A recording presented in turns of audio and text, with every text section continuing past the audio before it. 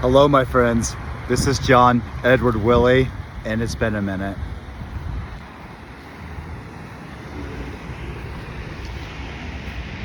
I've been a little busy recently with a lot of really beautiful things sort of unfolding, and I've been unable to keep up with my favorite practice, which is taking a casual stroll through the arteries of Midtown Kansas City and sort of speaking aloud about what is on my mind and what I'm thinking about, which is more than often the case, something philosophical or poetical.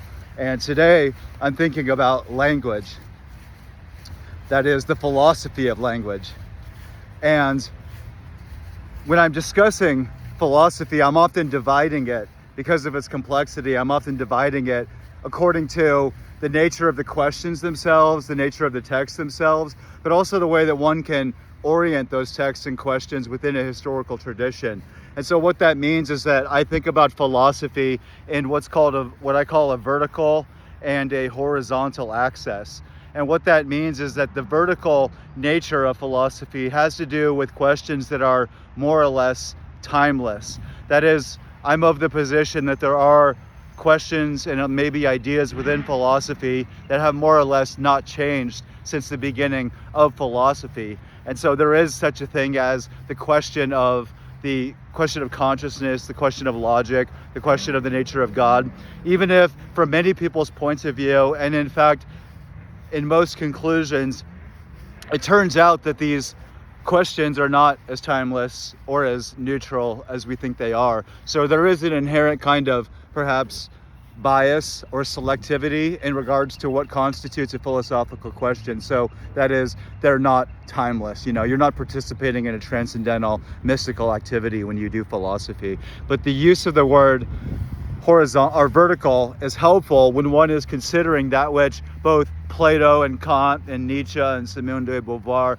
were considering in the nature of social relations, in the nature of how logic works, or how even gender might shape a person's view or a person's sense or idea of power. That is, these are questions that do exist in Plato's Republic in spite of his conclusions, and they exist as much as the aforementioned philosopher extraordinaire Simone de Beauvoir, one of my favorites, what I think of as sort of the holy trifecta of 20th century philosophers. I'll tell you more about that later. But the horizontal sort of explains itself, because the horizontal approach to philosophy is one within which you are beginning with the pre-Socratics, as is often the case, perhaps with a tribute to Jerusalem or a tribute to other ways of thinking from which the philosophical emerges around, 800, 700 BC with Thales and Anaximander. But this is only helpful insofar as I think one is also thinking about the questions at hand, because philosophy is not merely historical study. Philosophy is not merely a historical activity. And what I mean by that is something that I say in almost every video, which is that when we do philosophy, we're not just studying ideas that are out there. We're not just studying books that have already been written. We are writing them as we read them. And if you're at a class and you're participating in discussions, you are in fact the very thing that is keeping these philosophers alive. And so long as you're discussing Aristotle in a way that honors what you read Aristotle as, you are the embodiment of Aristotle insofar as ideas need bodies to live. And so philosophy is a kind of living tradition. And yet one cannot merely think about these questions without a sensitivity to what is sometimes considered to be a bad move, which is the ad hominem, meaning that using the horizontal and the vertical as ways of triangulating a philosophical understanding of a text or a philosopher, an idea or a question means that one can perhaps raise the question as to whether or not a person's conditions didn't shape their views. This is often seen as being offhanded or inappropriate, meaning that it's often seen as inappropriate to critique somebody based on where they come from or what their power relation to the people around them is. And perhaps it isn't appropriate to not give someone the benefit of thinking about their ideas as separate from who they are. But I think when you begin to think through the vertical and horizontal axis as I'm proposing them, you begin to discover that One doesn't have to reduce their understanding to either a scientific or a Marxist explanation. Scientific people, that is hyper-rational people who don't really like philosophy because they see it as irrelevant or unnecessary. And also Marxist, not Marxist, but socially oriented, ethically oriented people. They tend also to see philosophical problems as a kind of preliminary to action, i.e. Marx's idea that the point of philosophy isn't to see the world but to change the world. Well, that in itself is representative of a rejection of the vertical nature of these problems, which from a critique of Marx's point of view would mean that we in fact cannot change the world without understanding it. And that is, to attempt to change the world without in fact understanding it means to perhaps make the problems worse or to not improve anything, given that you have to at least understand something of human nature in order to change it. And so what that means is that there is an inherent philosophical nature to your position, regardless of whether you in fact dismiss philosophy. The question is whether you can dismiss philosophy in an intelligible way, or you dismiss it in the most brutish kind of way, which means that you're really just doing it very poorly. And so what we want to do here is not to change our views as to what language is or what definitions or meanings are, but to make ourselves aware of other points of view and other positions, because that in itself is very refreshing, given that it gives us a sense of revivification when we come home. And with language, we're always at home in language. And this is sort of my proleptic preliminary preface to what I thought would be my preface, which is to suggest that through the vertical and horizontal axis, I am first of all, in the vertical sense, playing with two ultimate ideas. And perhaps this is for philosophers only, but I'm really playing with, in regards to the question of the nature of language and philosophy, mythos and logos. Logos is, of course, historically attributed to Athens, but we find it in Jerusalem. Well, mythos as well, that is mythology, of course it's found in Jerusalem. That is from a secular point of view. But mythos itself is also a Greek way of understanding.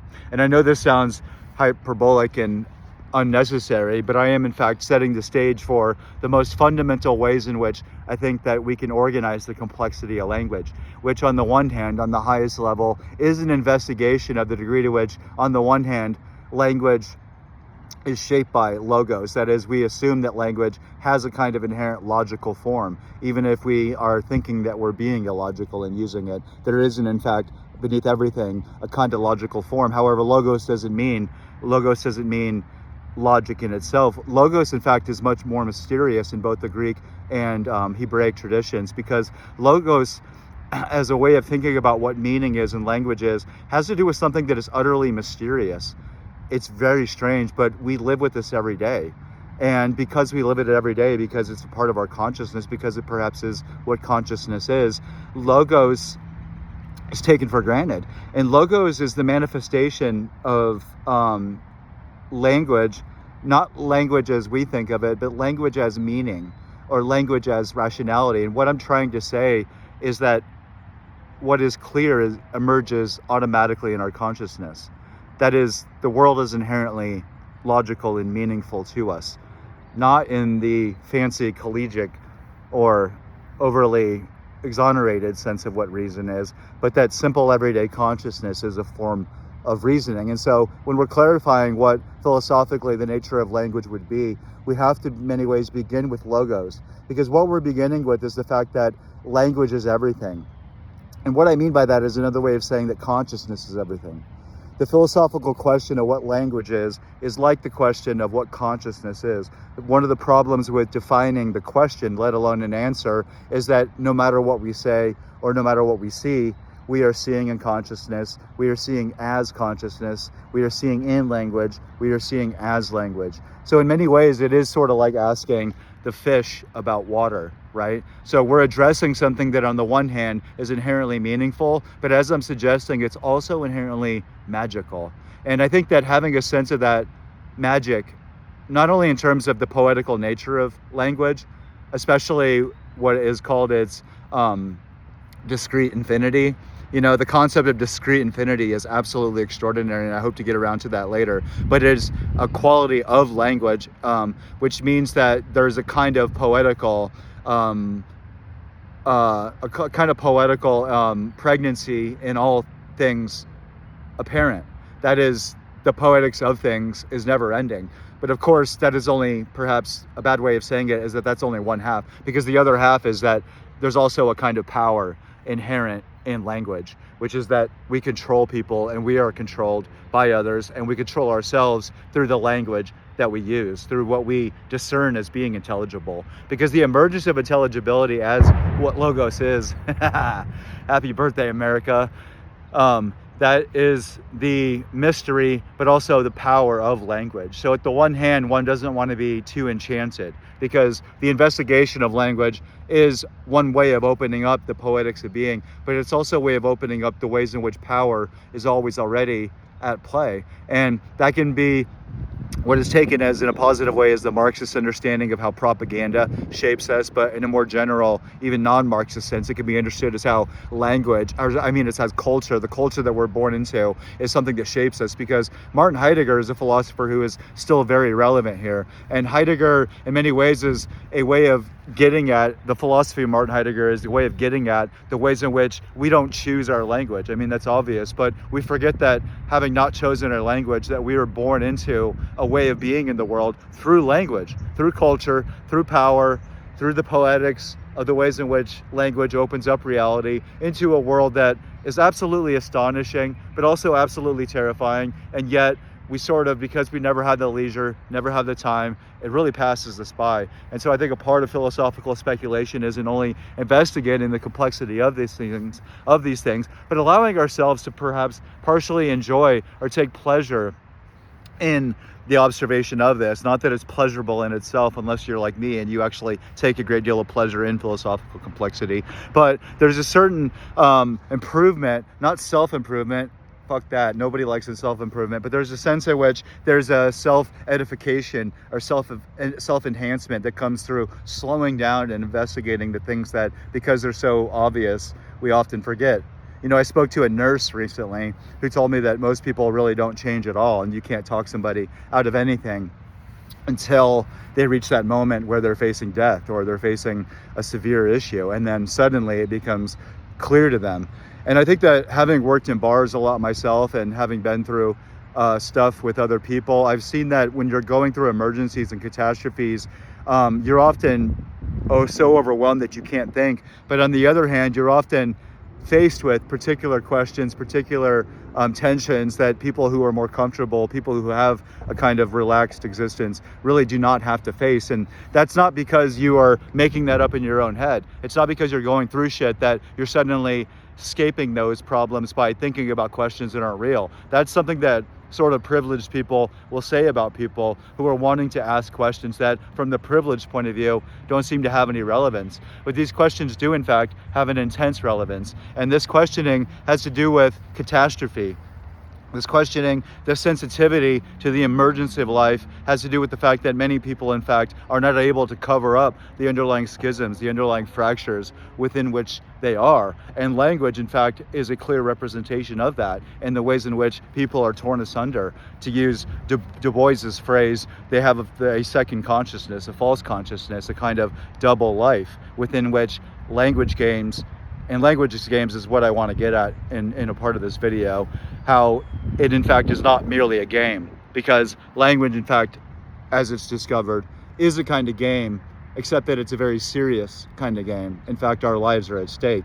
So this can be seen in a false postmodern sense as being a discovery that there is in fact no meaning to the world, that it is an endless game. But that only works for you if you're comfortable enough to be free from the world. It doesn't really work if you're actually facing a situation in which you have to resolve some of these issues for practical reasons. And I think that intense practical urge is what is sometimes taken to be ethical, but I don't really believe in ethics or the ethical. Not that I don't think the ethical doesn't exist on a daily basis. I think we see the ethical emerging always, but we really don't have a language for it. We really don't have a way of thinking about it.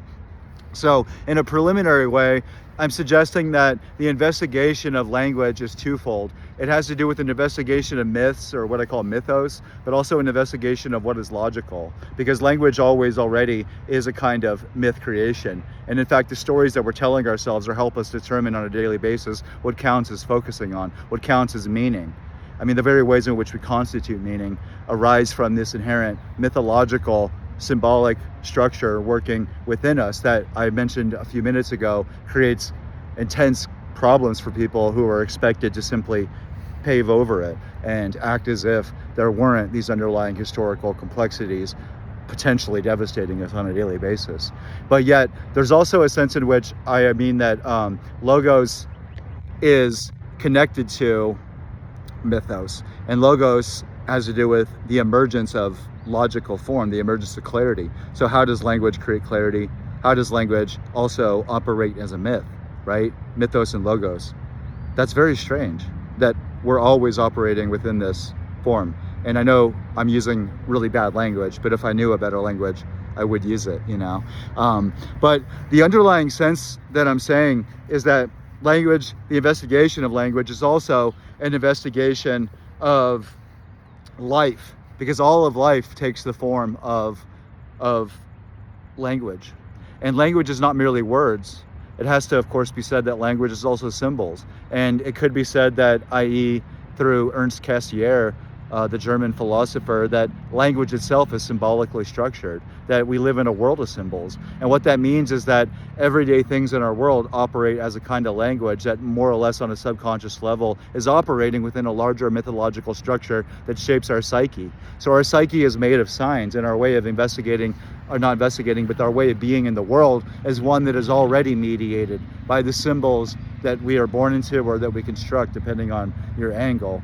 You know, I mentioned Cassirer, but there's another British philosopher, Whitehead, who in many ways developed what would ultimately become a theory of reality, which is informational. And this can be understood in many different ways, but I think the most profound way of understanding what this theory of language would mean is that reality is language. And what we discover when we use a telescope or when we use a microscope, that is, when we're looking far, far out into the cosmos, when we're looking as far out into the skies as our very most advanced telescopes will allow us, we find that the further out into reality we look, the further it grows. That's not a mystical statement, but a statement about the relation between technology and ontology. So it seems as if the further out into the world we look, the bigger it becomes.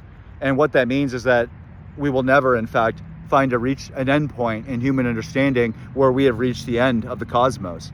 In fact, Einstein and many other physicists have certainly hinted at this or rendered this very explicit, which is that the further out into reality we go, the further back to ourselves we become. And I know I'm playing with metaphors because I'm no specialist, I'm no scientific specialist, not even an amateur scientist. But what I'm trying to play with is the idea that in many ways we don't discover reality itself as a kind of thing so much as we discover ourselves looking back at ourselves. And I'm trying to measure that against an overly exaggerated point of view. You know, I'm not trying to suggest anything mythological myself, but I'm trying to suggest something about language being more than the words we use. You know, as I suggested with Cassirer, we live in a world which is, in many ways, from the way that I'm putting his philosophy, is structured by symbols.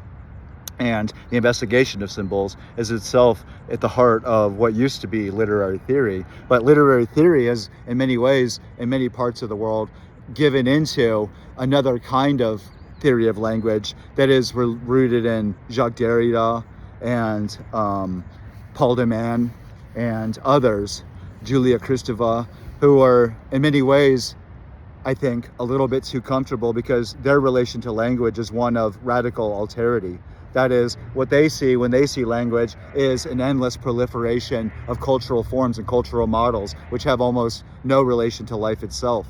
But I think that their philosophy almost has no relation to life itself. And I think postmodernity sort of participates more or less in the tricks of our culture. You know, it is an expression perhaps at its best of what it is, but it in itself is not the end of the story, because what we find is that language itself on a subliminal daily basis forms a more fundamental way of being in the world, which isn't merely caught up in endless signification. You know, I mean, there's a number of really easy responses to this kind of theory of language. And I know if anyone's sort of new to philosophy, it sounds otherworldly. That is the French theory of language, the postmodern specific theory of reality, which in many ways is derivative of the German philosopher Martin Heidegger. And so even if one disagrees with Heidegger fundamentally, as I do, he's an absolutely profound, sort of endless source of discovery when it comes to investigating the ways in which we're born into language, into a being that we can't really think outside of. And yet, even to understand a glimmer of this is perhaps to be free of it, i.e. Spinoza's route. But anyways, I'm getting carried away, and of course this is supposed to be merely prefatory. Of course, I had more of an idea for what this preface would be than I did for what my thoughts would be about language. And I've mentioned mythos, I've mentioned logos, and I've mentioned the divide between the vertical and the horizon in our approaches, as if that means anything, except that I'm sort of creating a timestamp. I'm sort of planting a seed for myself so that I can return to this when I listen, as I do, probably more than anyone else who is listening, and sort of hear myself in my own accuracy and sort of pick up on where I can speak better, or where I can better clarify all of my ideas about philosophical subjects. But I think that when we're thinking about language, we're thinking about the production of meaning. We're thinking about how it is that meaning emerges. And meaning, we don't mean significant meaning, romantic or exaggerated meaning, but basic meaning, because we're always conveying meaning in our language. And yet, as we discover, as I said, we find that power is shaping so much of it, and that we are being shaped by power, but that there's also a kind of magical, latent, poetical quality in language, and that all of this is quite representative of the sort of endlessness of this investigation. And so one has to really pin down what one is trying to say about language. One has to have perhaps another kind of question at stake in regards to the question of what language is and how it works. And when we think horizontally, because so much of that is a sort of vertical, as I said, celebration of the real complexity of language and its rich source of thinking and meaning about our life. But when we think horizontally, we can go back to Plato and his theory of definitions as being a transcendental reality, which is not only separate from the sensory world, but in fact superior to it. That is, Plato is the crystallization of what had been growing for a long time before him, about a crystallization of an idea that language itself could be a way of discovering reality. That is, it's the very opposite of what I was suggesting earlier, which is that with both a telescope and with a microscope, I don't think I mentioned that, but the further into reality we go with the microscope, it never ends. That is, we don't discover the substance of reality. We, in fact, discover reality opening up in a series of patterns, because that's what I was meaning to suggest about reality being language. The further into reality, we discover information language. That is, we discover off and on, yes and no. At reality's most extreme points, whether in outer space or whether through a microscope in the deepest quantum physical space, we really discover a series of black and whites. We really discover what is in fact the most simple of things, and that has to do with the horizon, as I said, but the pixelation of human understanding and the way that it's not only not outside of reality, I mean, many people sort of get that, but it's not even working within which a paradigm that says that it can ultimately discover the truth about things. That we discover the truth about things, but of course truth with the lowercase t. What we discover is that the further we look, and we're always looking further, the further things go. And so language in our investigation of that is a part of this. And yet Plato, in fact, is the very inverse. And that's why he's a really great starting point, because Plato's theory of forms, his theory of ideas, his ideas as to what truth and justice and beauty are, his ideas as to what definitions are, that's the starting point and the end point. Because for 75,000 years before Plato, within all human beings, there had been this storm growing. A huge storm had been brewing, and that is the storm of language. And so we often think about Plato as being ancient, but Plato is just as contemporaneous as us.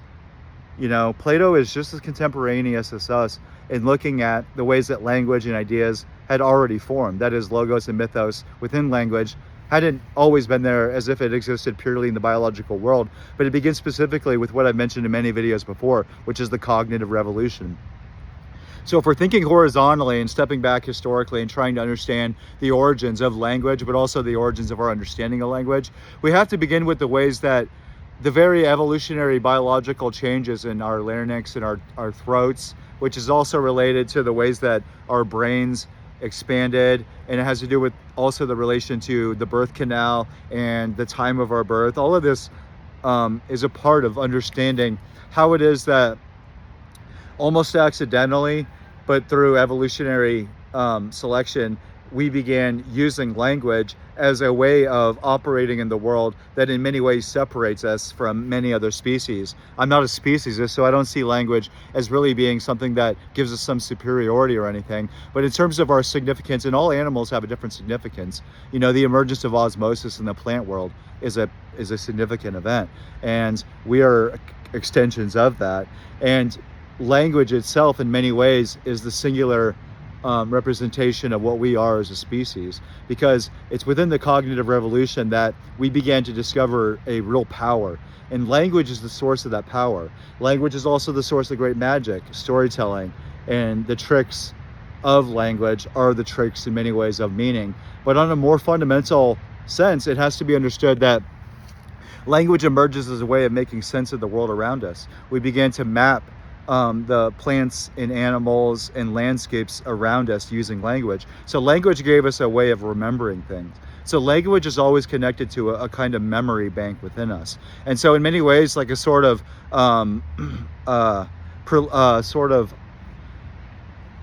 savage AI system, a sort of proto AI, we've always been using a certain amount of information that we can contain in our brains as a way of triangulating the best move. And that also means operating with others. And of course, we evolved within small communities, but the thing that these communities had in common was that we were able to have a significant advantage over other communities. It's understood that many primates, like chimpanzees, on a one-to-one basis would outsurvive us in the wild. Most animals would live far longer than any one of us individually. But because of our power of language, because we are social creatures, because what language means is that we are with others, that we're not isolated, purely libertarian beings separate from others, but that our meaning, our very sense of self as the mythos within us, as the language within us, is always operating in relation with others, because it's in our shared imaginations that we almost take for granted the existence of meaning that doesn't actually exist. Objectively, language is purely a function of the brain and doesn't exist. But because we agree with others about things that count as real, that are in fact aren't, objectively speaking, real, we are able to use language as a way of creating this interconnected, shared reality. And so it's an extraordinary source of human power. And it's also the source of our social organization. Marx is not someone I really agree with, but Marx was stepping towards a kind of archaeological understanding of how it is that language would ultimately shape social relations. Because what we discover is that there's often illegitimate authority. We often discover that people simply claim power, and they have that power through their social birth, but also through the language they use. And we often find ourselves falling under this light, falling under this power. And often it's too late before we discover it for what it is. And that in itself is the discovery of something that began not forever ago in us. It's not ancient. Not only that, but it's constantly changing. And it's sort of like when we're aware that we are making much of this up, that is our social world in our imaginations. And that social world, that selfhood of the others, that means that we're not isolated selves, that also includes our isolated selves.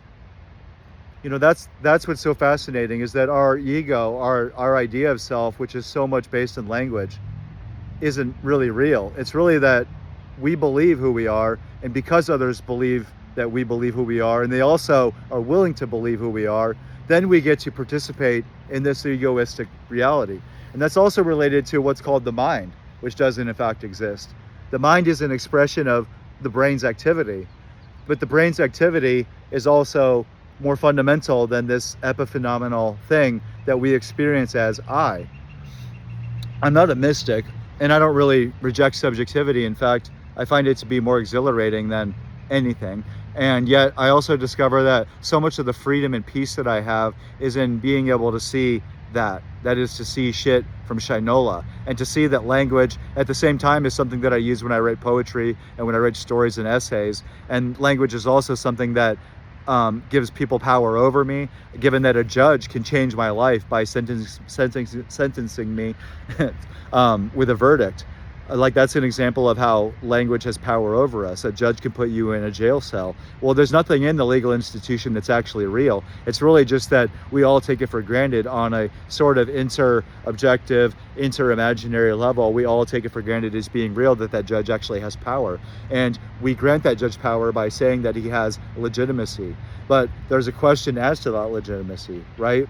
That's not really a question that anyone in their normal life would ever ask, but it is the kind of question that someone who's interested in the ideological power of language would ask.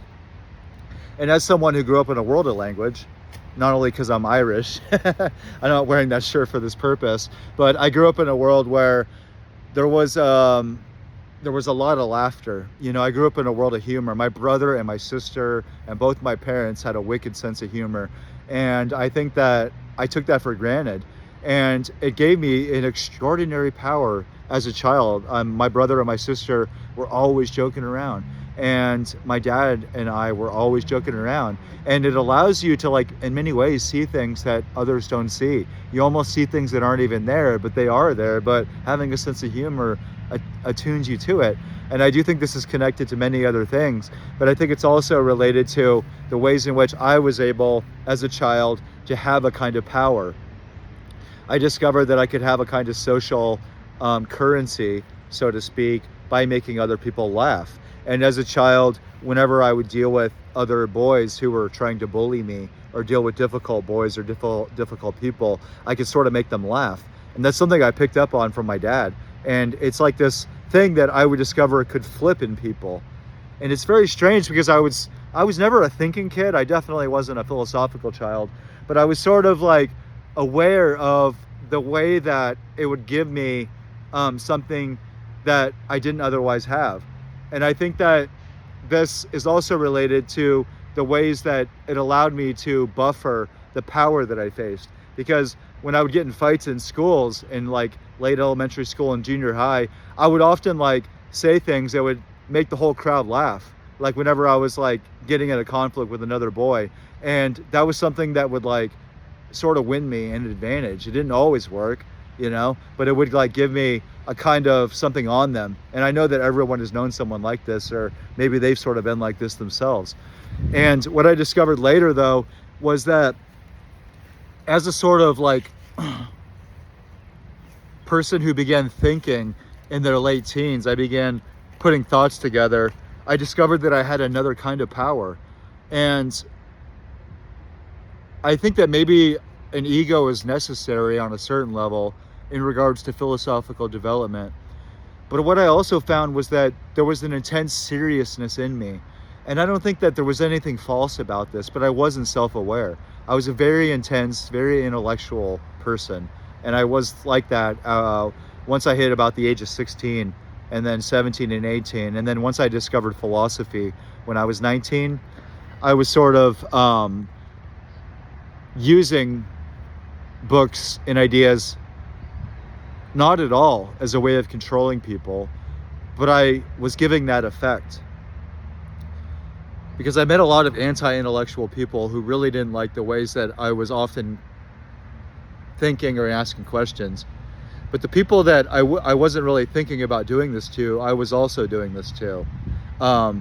Because I was so intense about ideas and thinking that I would often make them feel completely impossible, or I would make the conversation impossible, or I would bring out things in them that I had no clue as an innocent, kind of naive person that I was bringing out. And I think this is related to what language does often without our emotional intelligence, because at the same time that I was developing a particular narrow kind of intelligence, At least that's how I'd see it now, and perhaps it's not.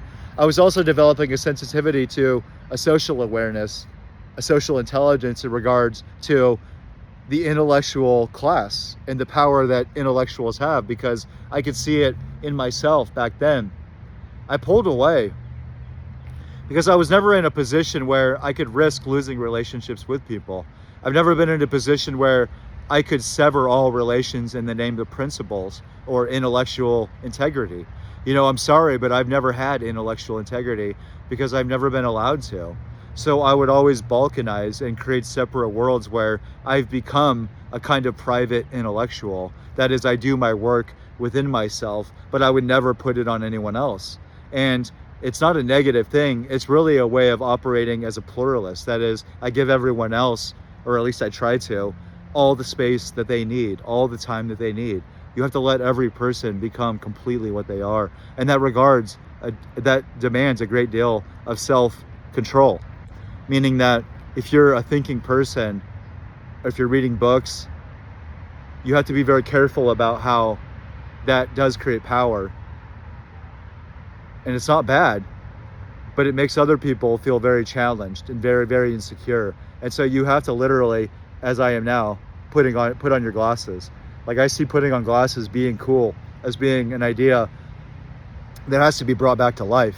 Like, we think about being cool now as like being chill or whatever, almost like you have nothing to say, as if there's a vacancy there.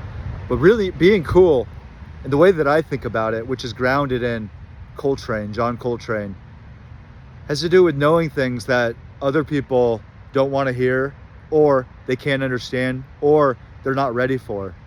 That is, being cool means stepping back and realizing that for a lot of people, there are things that they know that they just can't say, or they don't say. And it's not that they want other people to suffer, and it's not as if they can't at a certain moment, a certain time, like sit down, take somebody aside and say something to them. But they recognize that people have to go through stuff on their own, and that people have to figure stuff out on their own. And that controlling ideas, having a mastery over other people's ideas, whereas they usually don't really even understand their own ideas or know who they are, using that as a way of manipulating them and controlling them, I think is the error of the philosopher who has no sincerity. And I think that's what's most dangerous about philosophy, is that it's when it's done with no emotional intelligence and no self-awareness. One then becomes this person that suffers more than they have to, because you might be an intellectual, you might be the truth, but you'll find yourself completely alone. And although I spend most of my time alone, the kind of personal relations that I do have are extremely meaningful to me. And I don't even know where I got off on this. I don't even know why I'm saying this, except that I do, because what I'm trying to suggest is that early on, in being the class clown and being the joker and being that kid that would always push things as far as I can, because I would get a laugh out of the kids. I loved it when the girls would laugh. Like, being like a kid that felt like he was very ugly. I was that kid that had no self-esteem, right? I knew that I could make the pretty girls laugh. I knew that they had an affinity for me. I knew I could make these other guys laugh. I could win friends when I could. I could keep certain guys away by sort of winning favor for myself. That's connected to how later one discovers that one can, in many ways, control others, dominate others. But also, I think what's more important is one can free themselves from others. Because when you can see this, you can also see that you have nothing to gain on any level, and you have everything to gain on another level by listening, by participating in that world. And that's the shape that my life has taken. I am in love with philosophy and poetry. I have what's called a life of a mind, which is a really silly way of saying that I take great pleasure in interiority, in reading books and thinking. I find that each day when I'm reading and writing, I'm discovering a certain degree of grace, which means that you discover things as you think and as you grow that you can't share with others, and that you don't want to let go of, and that you almost don't even have to write down or say to others. You just want to stay at home forever and sort of live within the discovery as to what this truth is. I think that could sound mystical, but that's precisely not at all what I mean. Because what I'm meaning to suggest is that all of this comes out of the simple investigation of the philosophy of language. And perhaps I'm alone, but I do think that Aristotle is right when he said that the point of philosophy, or that is the point of life, is contemplation. I mean, Aristotle effectively said that life is about working and working and then thinking. That is openly experiencing reality. And of course, Aristotle was brilliant enough to also understand that this wasn't a democratic thing. I mean, for him, he understood that this would only mean slave-owning, aristocratic people would have the opportunity to enjoy life. That is, to have leisure time, to have enough time to themselves in order to think and simply observe and experience reality, given that almost nobody in any of our ancestries have had any time to simply relax and have leisure time and enjoy reality. And I think the primary way that I enjoy my leisure time is through philosophy, because philosophy re-enchants the reality that I'm always stepping back into. And yet I don't mean that as a cheap trick or an easy ploy, but what I mean to express is the ways that in this very talk I've sort of become wayward. I've lost my directions. But that lost directionlessness, that wanderlessness, is wonder itself. The love of wonder is the love of wisdom. We're not holding on to it for its own sake, and we're not doing it because it's merely entertaining or it's like something that feels good. We're also doing it because it's heuristic. And heuristic means that an activity that is apparently meaningless can in fact be deeply meaningful. And what one discovers in the investigation of language or philosophy itself is the emergence of reality in all of its clarity. Because the investigation of language is the investigation of the ways that we're always already giving others permission over ourselves, or giving ourselves permission to feel like we should feel shame, to feel embarrassment. That's a confusion of language. I'm getting all serious all of a sudden because I'm just really enjoying this breeze that's blowing through. And thinking about two approaches to language. One is sort of reductive, and the other is probably overly done. And the philosopher Ludwig Wittgenstein is the key philosopher, not because Wittgenstein is important in himself, but because the trajectory of his own philosophy over the course of his lifetime perfectly represents the two extremes in relations to language, and the two extremes in relation to what meaning is. And those two extremes can be understood on the one hand as being certain metaphors, certain images that give us an idea as to what language could be. And so for the early Ludwig Wittgenstein, at least the philosophy he developed in a book that he wrote called the Tractatus Logico Philosophicus, or whatever, it's a absolutely astonishingly, breathtakingly brilliant account of his theory of language. And what he was wrestling with was a long history of philosophy since Plato in regards to what definitions would be. What's the definition of a definition? It's sort of the most meta question you can ask. And Wittgenstein had thought that he had solved the problem. He thought that he had resolved everything. And in the Tractatus, he effectively makes the claim that whatever can be said clearly in language can be said clearly. But whatever cannot be said, cannot be said. That is, he has a sort of rigorous, very ascetic sense of what language can do. And what language can do for the early Wittgenstein is to operate as a kind of logical form within which meaning can emerge. And so for Wittgenstein, language is a way that the mind mirrors reality. That is, the mind mirrors propositions. And a mind that can't mirror propositions can't mirror reality. So there's a lot of consequences of this theory. But what he's working from is this underlying idea that reality is not a totality. We often assume that we have access just by looking and thinking to reality as a whole. But for Wittgenstein, reality is actually the totality of our propositions. And this in itself is a revolutionary move. I think it begins at the first part of the Tractatus, where he says the world is all that is the case. What that means is that we don't have access to certainty about the world outside of itself. And I say that slowly because a lot of people sort of assume that we do just by looking and seeing. But we're not just looking and seeing. We're always interpreting through language. And because we can only see what can be said clearly from Wittgenstein's point of view, we can only speak about propositions that we can empirically verify to be true. So what we cannot verify to be true cannot be said to exist. So the world is the totality of these propositions that can be taken to be true. This is extremely refreshing for people who have a sensitivity to overwhelming confusion and complexity. And so it's no wonder that the early Wittgenstein fits in perfectly with a very sometimes narrow-minded, sometimes scientistic point of view that wants to think that reality simply exists of the most basic things, which are, through their interactions, creating the whole complexity of human experience. And so what I mean is that there's a group of philosophers, specifically those who come from Vienna in Austria, called the logical positivists. And the logical positivists were writing in the 1930s and 40s and 50s, and they really thought that they were writing at the end of the history of philosophy, because they were in many ways the opposite of Plato, even though there's a lot of Plato in them.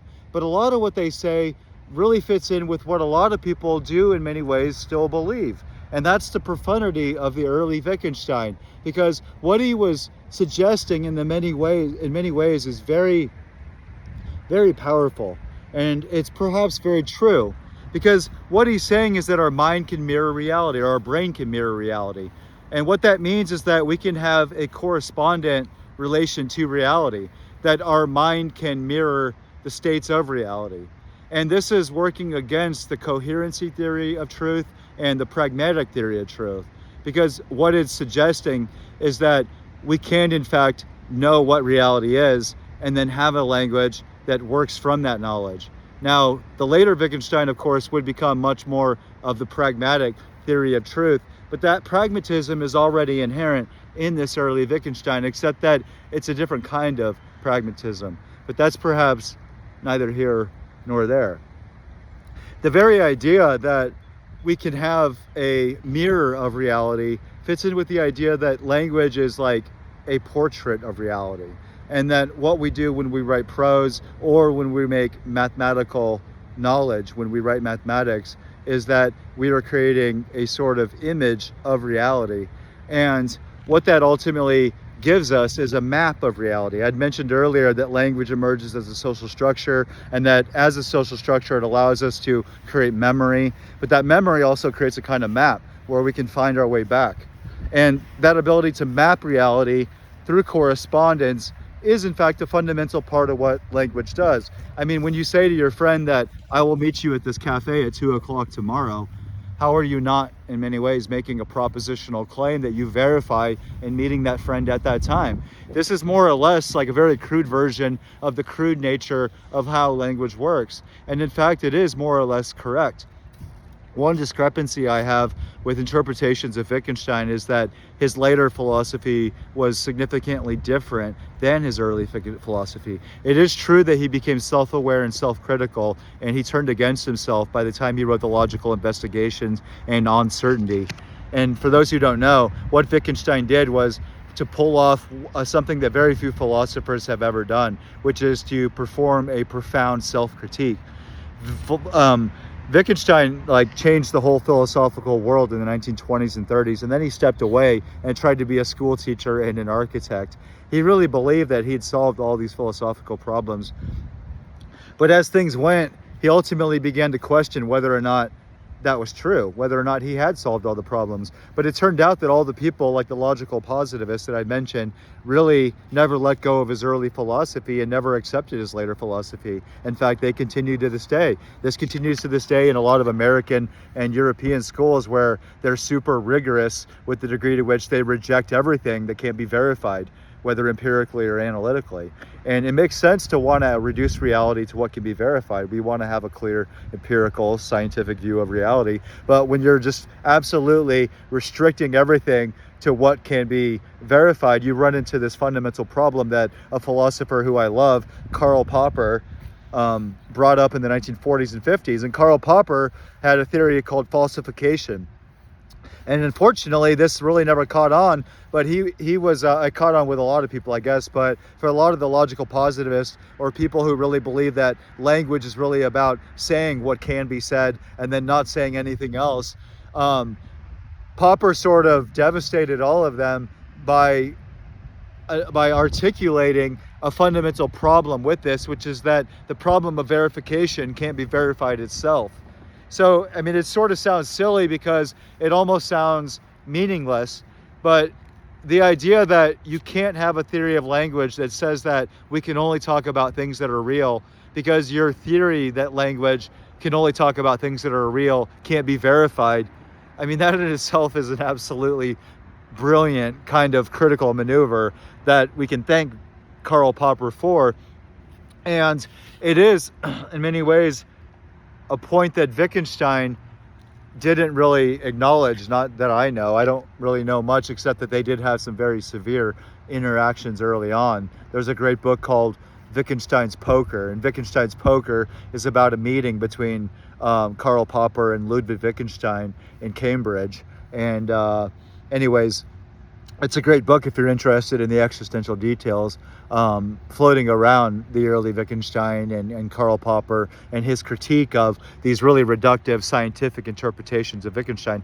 By the way, it's known by a lot of people, but not everybody, but Wittgenstein really had no intention at all of making this kind of claim. When you read the Tractatus with more of a context in mind, that is, when you're thinking about what was going on in the making of the book, and when you have more awareness as to what Wittgenstein was probably thinking when he wrote it, it's not at all what can be said that counts. In other words, it's not propositions that can be verified that are really meaningful for Wittgenstein. In fact, it's precisely what cannot be said. And that's twofold for us who are working with Wittgenstein and Schopenhauer and others who are related, and that is ethics and art. Both ethics and art, that is aesthetics and the political, are in many ways, from Wittgenstein's point of view, not things that can be verified. In fact, they have much more of a quote-unquote subjective nature. Not subjective in the reductive sense, but subjective in the hypercontextual sense. And this is really important in discovering what the later Wittgenstein, I'm so sorry, biological things emerging. But this is the thing, which is not subjective, but it is the basis for understanding the turn that Wittgenstein took in turning against everybody who were already completely enamored of his revolutionary discoveries. And that is that rather than having a picture theory of reality, or that is, rather than believing that language is somehow a portrait of reality, one is able to not think of language as something that is mapping reality, but as something that is a game. That is, as I mentioned earlier, not a silly game, but a very serious kind of game within which, if you think about Heidegger and the way that we're born into language, we're always already operating within. And yet that is probably not the best introductory kind of metaphor within which to understand the later Wittgenstein, because another way of thinking about this is social practices, that language in fact is a social practice. And as many people understand Wittgenstein and run with a misunderstanding of him, so many people have begun with Heidegger and then operated with the kind of misunderstanding of him. And the great variety of social practicing contextual thinkers today are derivative of Heidegger's attempt to understand what is in many ways a profound kind of force within language, and that is the contextual and the social practical. That is the game-like nature of language, the game-like nature of propositions, meaning that one is not thinking about meaning as being something that language is giving a logical form to, but that meaning is now a relation of minds and worlds through language as a kind of entity that is so much more than a mere picture of reality. That is, we are able to do far more with language than we had thought. And yet, the difficulty with this is that meaning and language no longer has a unified structure. I don't think the later Wittgenstein is completely different than the early Wittgenstein. In many ways, it's a radical continuation of it. But the change in Wittgenstein is that there's no longer a rigorous sort of a priori way that we can understand what constitutes a logical proposition, because the emergence of propositions in empirical analysis or anecdotal experience is that propositions in language, in every language, are far squirrelier, far more difficult to pin down than any theorist ever imagines, right? So what Wittgenstein discovered was that the way that language operates in everyday life is in fact not according to private games. You know, the argument that language is not a private invention is important in this, because it means that what we are doing, even when we think to ourselves, and when we think in language. But what we do when we do that is to participate in something that is social. It's very hard to understand. It's not as if we don't have a private self, so to speak, because it's not as if you're not an individual creature. You're a biological entity. But the very emergence of your consciousness, I think, could be understood as being like a radio or a TV or the internet, because it's not that the brain itself is anything other than biological, but so long as one is thinking in language, that is logos and mythos, one is operating in a social way. And that discovery within the later Wittgenstein is a corollary to the discovery that we are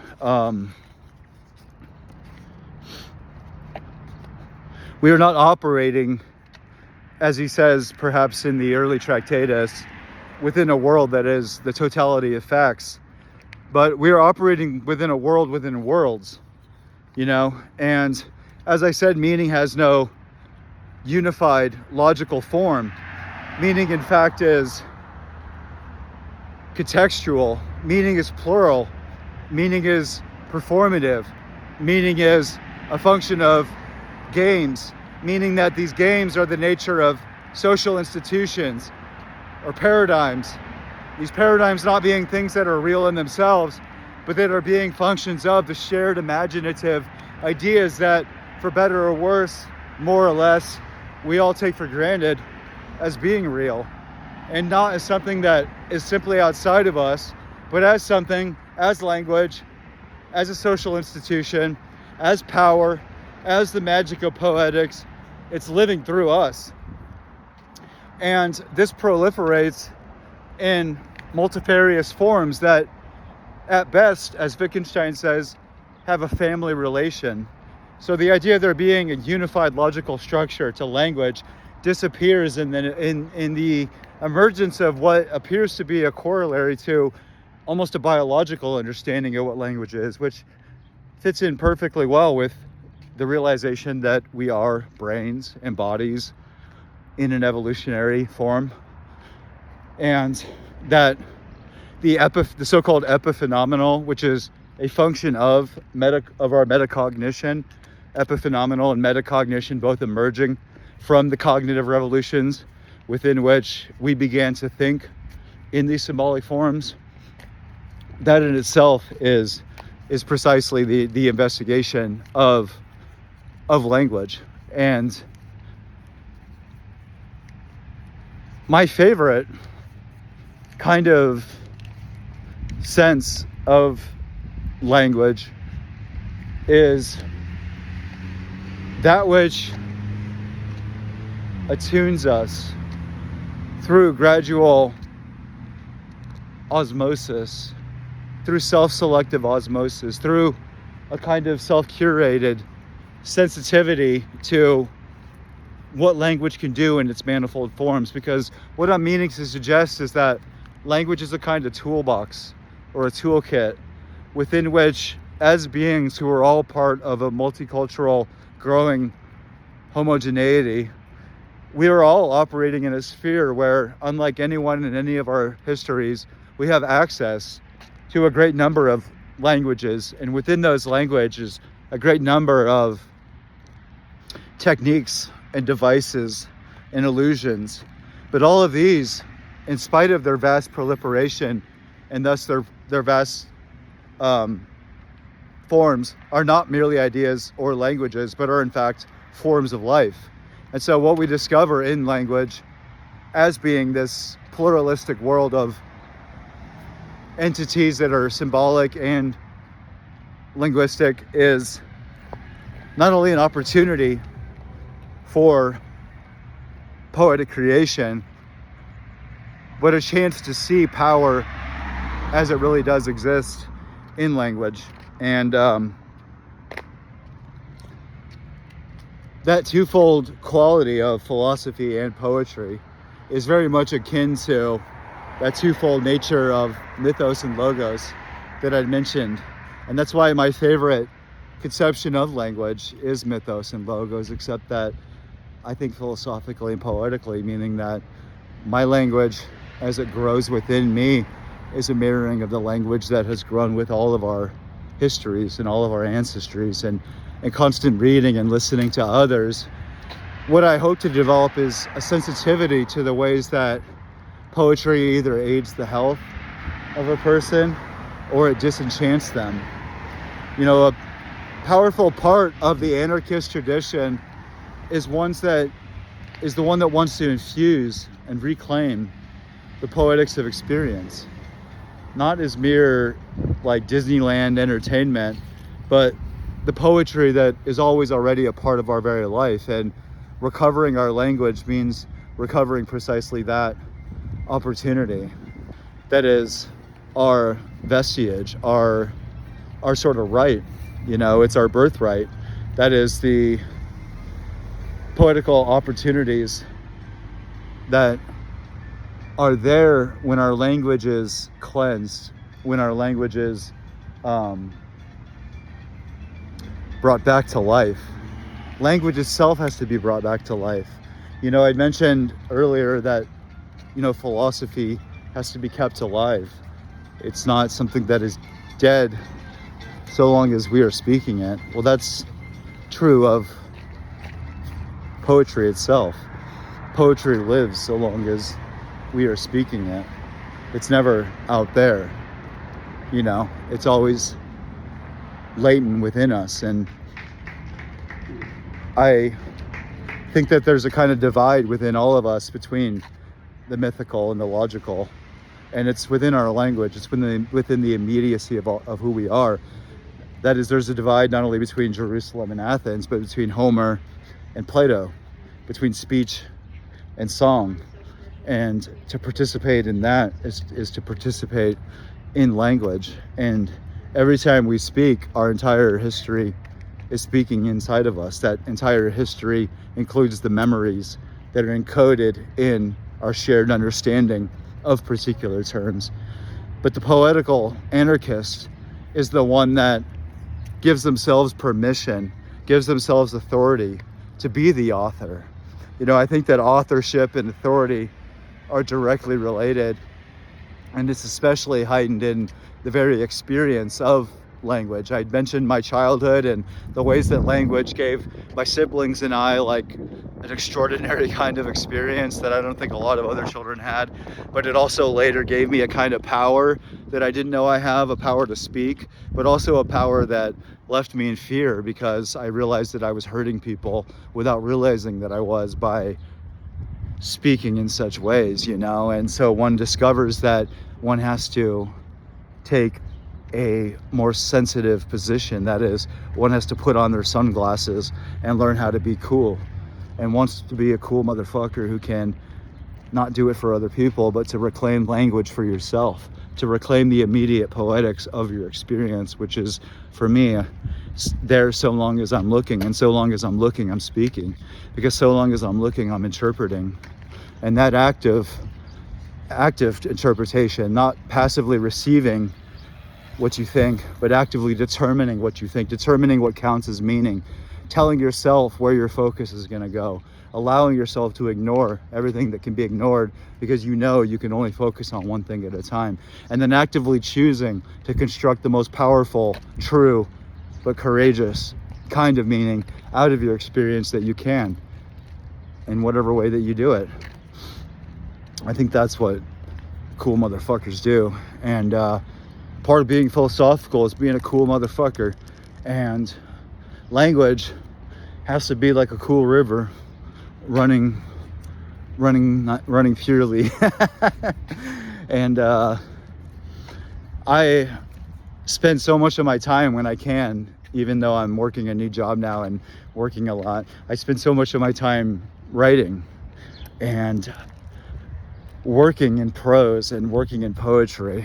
And it's fascinating because, just as I said regarding the telescope and the microscope, about how the further out into reality we go, the further into reality we go, how it never ends, how reality itself, when we're not always looking for something else, when we're not distracted, when we're just paying attention and slowing down, how reality itself expands. This is what I consider to be nonlinear living. Nonlinear living means being anti-teleological. Nonlinear living means being anti-teleological and being orthogonal. That is, allowing yourself to not constantly interpret everything always as meaning something else, or about being something in the future, like as if you're bored by everything, but allow yourself to be bored, allow yourself to slow down, and then you could sort of allow yourself to see in 360 degrees of weather. And what that means with language is that when you read poetry, or when you read at all, when you slow down, you find that the universe exists in a poem, that the universe exists in the face of another person that you're sitting at a cafe with. You find that the whole world disappears inside of that person, because that person isn't merely existing. They have a consciousness, thus they have a language. Their existence is a language. And that person that you're sitting there with, more than any book, even more than anything, expands just like the universe does when we look out or when we look within. And the same thing is true of language itself. You know, so much of what being human is thinking about thinking. You know, being a human is being self-aware, being self-conscious, and that means being aware of what you're aware of, and maybe even being aware of what you're aware of what you're aware of. In fact, to be a philosopher means to practice that kind of double awareness. And the philosophy of language is a continuation of that, because in the questioning of definitions, we are asking the question of definitions. So we're not only thinking about thinking, but we're asking the definition of a definition. And what I want to do in this video was go far beyond all of that and ask the definition of the definition of the definition. What is the definition of the person that asked the definition? That is, what does Plato mean in relation to language? And what does Wittgenstein mean in relation to language? And how is poetry different than philosophy in language? What does it mean for language to be pluralistic insofar as it is both analytical and analogical? Because I mentioned the cognitive revolution, and I think the two significant things about the cognitive revolution are the emergence of not only language, but figurative language. You know, as soon as we began speaking and then later writing, we began practicing tax collection, and we began practicing crude kinds of mathematics, but we also began almost offhandedly to speak and to write in metaphors. So the idea that something can not only mean something, which is what language in the technical sense often means, but that it can mean something figurative or mean something metaphorical, that is an astonishing creation of language. And we take it for granted, but it's sort of the relation between speaking and singing that I mentioned earlier as being the relation between Homer and Plato. And that twofold quality of language to create both metaphors and to help us build a house, I don't really think can be resolved, because it's sort of an inherent dialectical quality, meaning that language can't be merely reduced to logos. The mythos has its place within this. And it's fascinating how this is sort of making sense as I go. And I find that to be one of the more exhilarating effects of these videos. I find that I get a great deal of clarity about these particular subjects simply in trying to speak my way through them. And on the one hand, hearing how confused I am, how mixed up I am, but on the other hand, like sort of discovering how much clarity there is there, sort of waiting for itself to announce itself. There's a clarity that's sort of waiting for its own light to reveal it. And it's almost as if language, in that Heideggerian sense, were both concealing and unconcealing. That there wasn't this kind of thing within language that is both over-explaining and under-explaining. And we are, when we speak, learning to temper that, learning to use that as a way of not only freeing ourselves from illegitimate, unnecessary linguistic ideas, but also empowering ourselves with other forms of life that we assimilate, that we mirror, that give us an experience that opens itself up. Like if you read Dante's shorter poems, and then you run into that person you like, you discover yourself suddenly in love. What is the effect of that experience through language? Well, that's the effect of Dante on human consciousness, and it is, of course, unparalleled. And language in this discussion even is yet to be explored. It's yet to be really investigated. There's always so much more to say, given that it is about everything at once. It is the subject that is about everything and nothing at once. Very similar to consciousness. And